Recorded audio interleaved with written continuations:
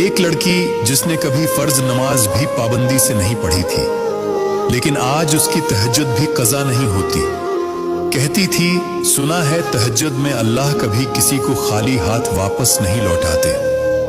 اسے یاد ہے وہ پہلا دن جب اس نے ارادہ کیا کہ آج تہجد پڑھنی ہے۔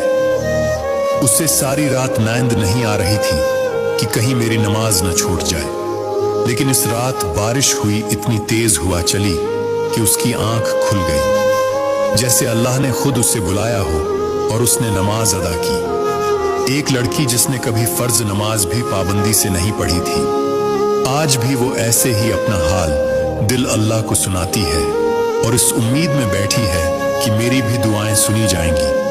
وہ تہجد جہاں اللہ مل جایا کرتا ہے، اس لگن سے سجدہ کرتی تو اللہ کا شکر ادا کر کے سجدے سے نہ اٹھ پاتی۔ وہ ایک کن کہہ کر سب یادیں بھلا دیتا ہے، وہ انسان کے ہر سوال کا جواب ضرور دیتا ہے۔ اس لیے ہر تہجد کی دعا میں اللہ سے باتیں کیا کرتی، سوال پوچھا کرتی۔ اسے یقین ہے کہ وہ دن بھی آئے گا جب کہا جائے گا، اے اللہ کی بندی، دیکھ پیارے اللہ نے تمہارے لیے معجزے بھیجے ہیں۔